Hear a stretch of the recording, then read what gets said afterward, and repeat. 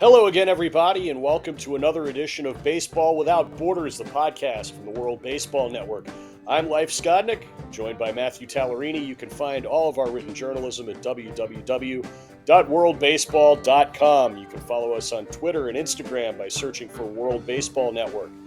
And, now we're about 2 weeks into the Major League Baseball season, Matt, and somehow the Tampa Bay Rays have yet to be pinned with a loss. Now, we talked about this on Monday, and it was like, well, they haven't really played anybody yet. Now they played the Boston Red Sox this week, a team we expect to be, moderately competitive in the grand scheme of the American League East, and they're pretty close to going to 13-0 with one more win. They'll play the rubber game of that series at 1:10 Eastern Time today, Thursday, April 13th.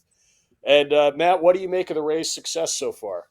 I think it's big with their offense. Once again, like I said prior to a few days ago, that like Wander Franco has been swinging the bat well. Randy Rosarina, I think having those two key players, really produce on the offensive side of things. It really helps the Rays, with what they're doing right now to maintain an undefeated record. Yeah, they play at 110 today.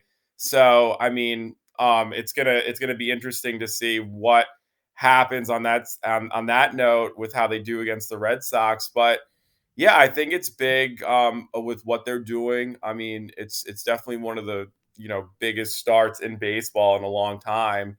And yeah, I think having even guys like Brandon Lau, he's hitting 310 right now. So, he's a big spark to their offense. 9 hits, 4 home runs already up to this part of the season. I think that's truly remarkable of what he's doing offensively.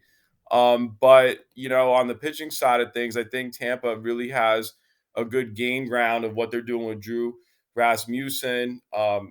He's been starting well in his 2 starts, pitching 13 innings, just allowing 3 hits. I mean, that's as key, of what you can do to really dealt in your bullpen around. And his ERA is still at 0, along with Jeffrey Springs.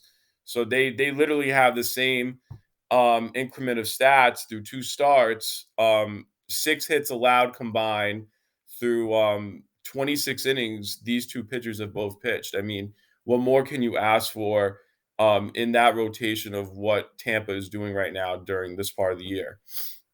Yeah, and like you said, they're getting it done with both hitting and pitching. They're getting it done at the plate and they're getting it done on the mound. And I think one of the most notable things that they have going right now, their run differential is astounding. It's plus 65. They've scored 92 and given up 27. I mean, there's going to be regression to the mean. They can't keep this going all season long. But, Mm-mm. you know, they are nearly through a tenth of the season without losing and putting up just fantastic numbers on both sides of the ball. So, it's really been incredible to watch them a couple games so far this season. So let's move on.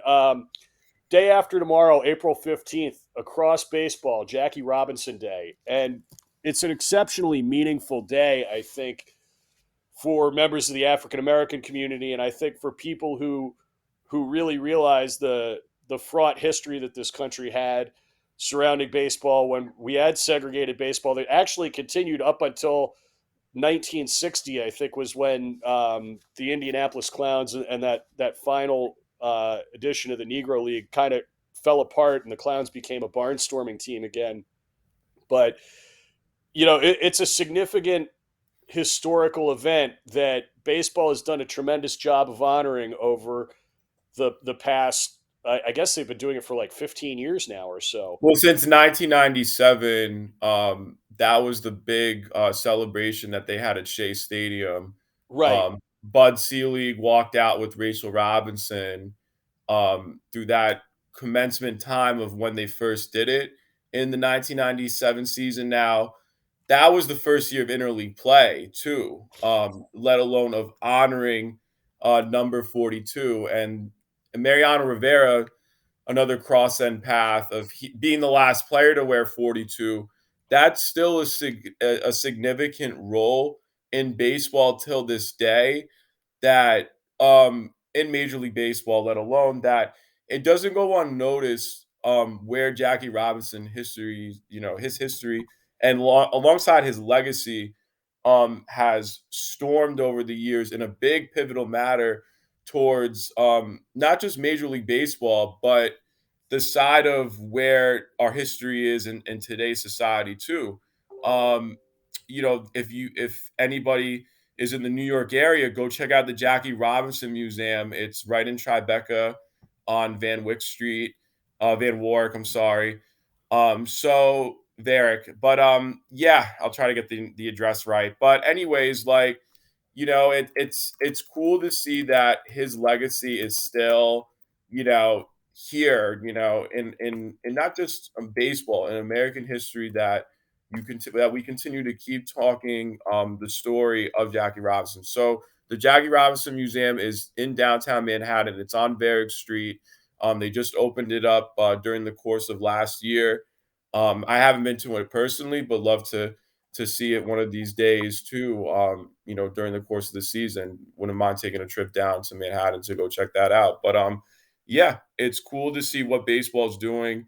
For the last, it's going to be almost like 20 years, right, or 25 years since they have been honoring Jackie Robinson's legacy.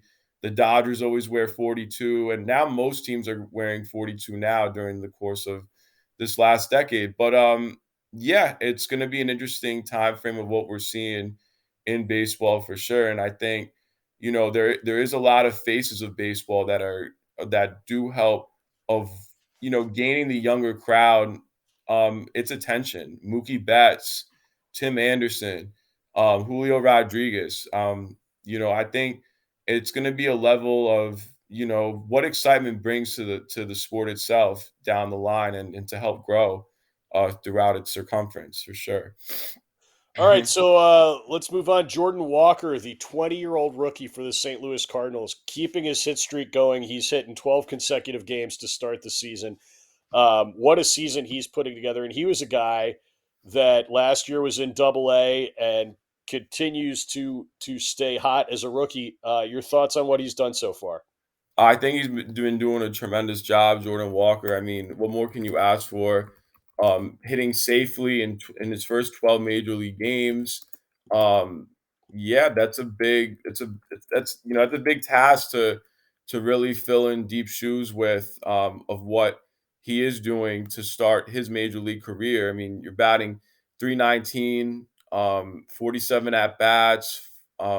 So two home runs. I think during the course of this year, we'll see him in Safeco Field for sure come the Midsummer Classic. I think he's bound to keep up those numbers if he stays healthy. And I think Jordan Walker's showing why he belongs at the major league level. I think, he's gonna be a premier player down the line of just looking up for young kids to look up to. I think if he's matching the mark of this 111-year-old, hit streak of your first 12 games, tying Eddie Murphy for that record in 1912 that was still held to this day.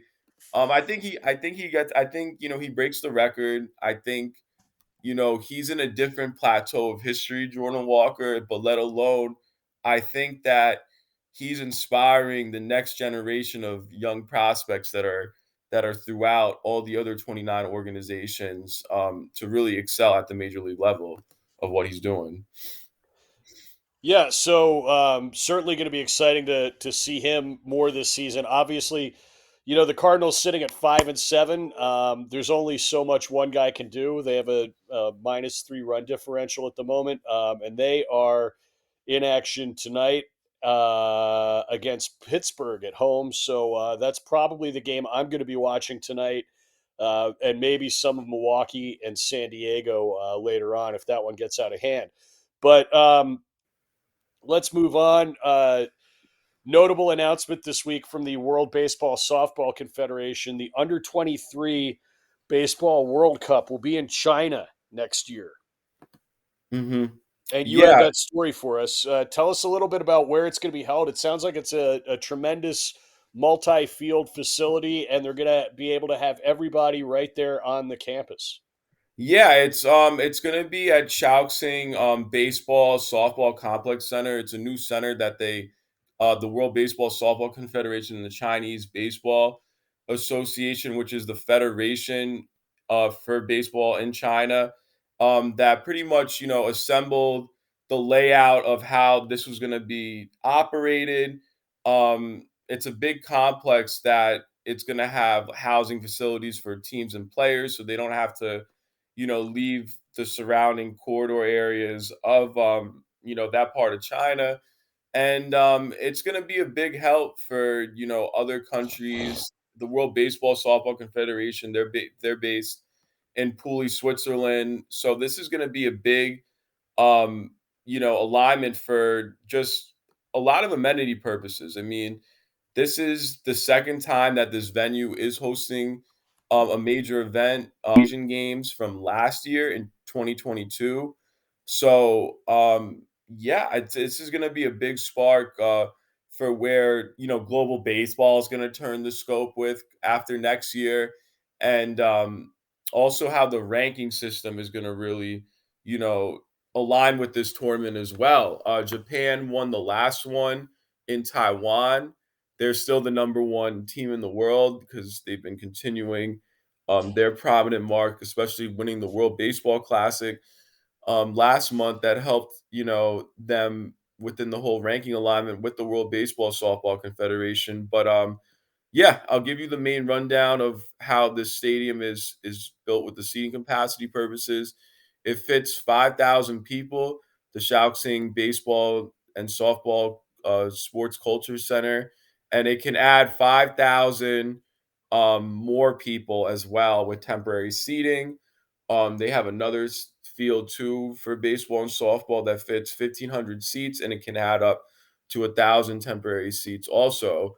But yeah, I mean, having a multi-purpose venue, that's huge. They also have a hotel on the grounds. It's a five-star hotel management group called the Shaluv Non Yuan Hotel Group.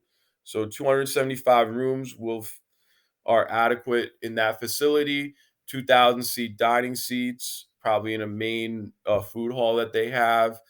And yeah, there's different themed restaurants, various conference rooms too, to help assemble some of these teams, get certain media prominent held stature at this event. So I think they're going to do a good job. The World Baseball Softball Confederation with hosting this event in a condoned kind of closed in complex scenario in China. So I'll give you the rundown of the teams throughout the World Baseball Softball Confederation regions that are going to participate, and it's each through the sector of the continent ends of the World Baseball Softball Confederation. So, one team from Africa, from the World Baseball Softball Confederation Africa region, can represent. Four teams from the WBSC Americas region can represent. Three teams from the WBSC Asia sector can represent. Two teams from the WBSC Europe regions can represent. And one team from the WBSC Oceania region can represent also. And the host country is another, which will be China, will play in this tournament as well, outside of three WBSC Asia teams. So yeah, it's going to be cool to see. By next year, right before the Premier 12, possibly they're gonna have the World Cup event, the U-23 World Cup event, and it's gonna help out a lot of statures for a lot of these guys too. In these tournaments, you'll see players that are in the minor leagues in low affiliate standards from the WBSC Americas and also in the minor leagues of some of the Asian countries in Nippon Professional Baseball, which is in Japan, the Chinese Professional Baseball League, which is in Taiwan, and the South Korea standard of the Korea Baseball Organization. So that has a minor league sector too. So you're going to see a lot of talent that is up and coming do the international circuits and in Major League Baseball as well from the U23 event next year.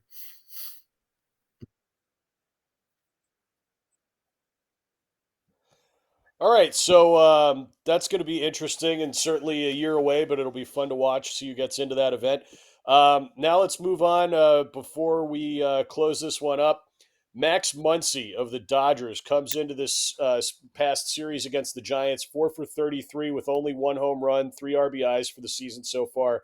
3 games against San Francisco, he goes 5 for 9, four homers, 11 RBIs, and he didn't start on Tuesday.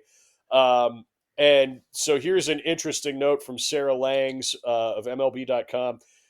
Uh, 11 RBIs in the 3 game series versus San Francisco ties him with Mike Piazza in a 3 game series for Los Angeles against Colorado in 1995. And 1930, Babe Herman versus the New York Giants also had 11 RBI in a 3 game series. Only two players have had more than 11 RBIs in a 3 game series for the Dodgers. Gil Hodges in 1949 versus Cincinnati, and Frank the Capital Punisher Howard versus San Francisco in Yeah, I 1962. think, he's So, batting quite a 214 right series now. for It is Max early in the Muncy. Matt, your season. thoughts? But I think Max Muncy could fill the course through the Dodgers lineup the rest of the way. Obviously, if he does stay healthy, he is a great utility, um, availability presence for the Los Angeles Dodgers. I think that he does have to lower his strikeout ratio through the course of the season. I think he could do that also with adjusting around his mechanics. But yeah, I think Max Muncy, I think he can be an all-star. Nonetheless, this season it's going to take a lot of where he fills himself in the Dodgers lineup. I mean, Freddie Freeman, Mookie Betts. I mean, you have a good amount of core guys in that lineup that, it's tough to play in that lineup every day. But if Muncy can produce so much of what he brings to his availability too, let alone, I think that could correspond with how he can trace throughout his consistency for this season. So yeah, I think Muncy, he is slowly progressing throughout this part of the season, and I think he can get on a roll come the Midsummer Classic.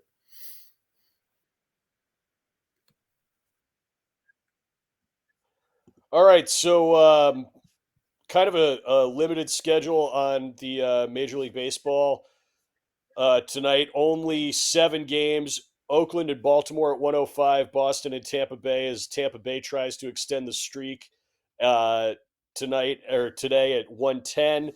Philly Cincinnati at 6:40 in Cincy. Twins visit the Yankees tonight 7:05. Detroit's at Toronto at 7:07. Pittsburgh is at St. Louis at 7:45. Milwaukee at San Diego. And then some good weekend series Yeah, I coming think up. there's Matt, gonna be your thoughts on the like a lot of weekend crucial ahead in Major series League coming in Baseball? the major league alignment. I think that, the Tampa Bay Rays, they still gotta, you know, keep up the consistency of what they're dealing with come this weekend. I think there's a lot of good matchups too, let alone outside of what Tampa is going into Toronto with the 8-4 Blue Jays. But yeah, I mean, up and down a lot of these teams like the Yankees, Nestor Cortez you have tomorrow back home to assess with the Minnesota Twins. He's 2-0. Nestor with the 2.61 ERA. I think he can maintain a lot of his composure too with his mechanics. Tajon Walker's pitching for the Philadelphia Phillies in Cincinnati. I think he's due to have a bounce back start against a not much of a threat Cincinnati Reds offense. So I mean, I don't see Tajon Walker having, any dealt difficulties around facing their offense, but he needs to lower his ERA as well. The Marlins are going up against the Arizona Diamondbacks. Madison Bumgarner's pitching for the Diamondbacks against Trevor Rogers.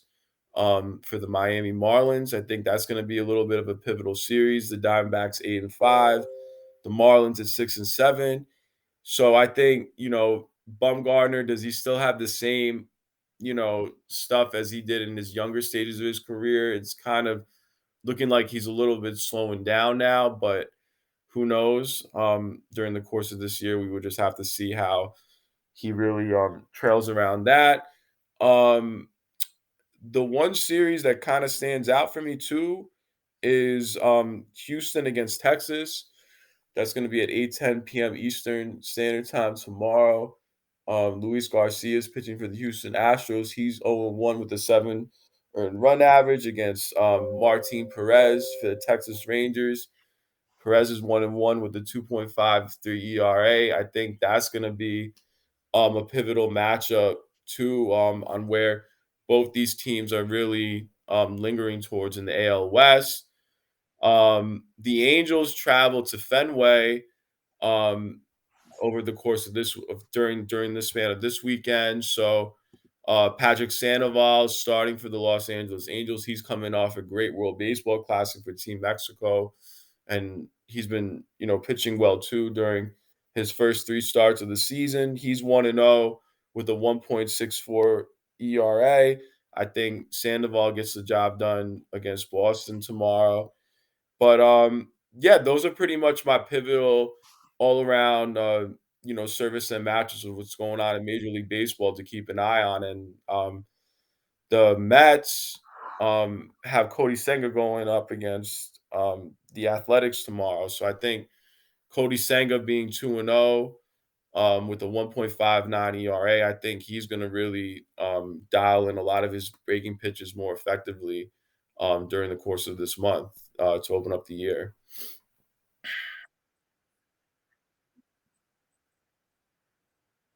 Yeah, that's going to be a fun one to watch. A rematch of the 1973 World Series, so to speak. It's out at Oakland Coliseum, so Great. hopefully the sewer doesn't back up into either locker room. But you never know.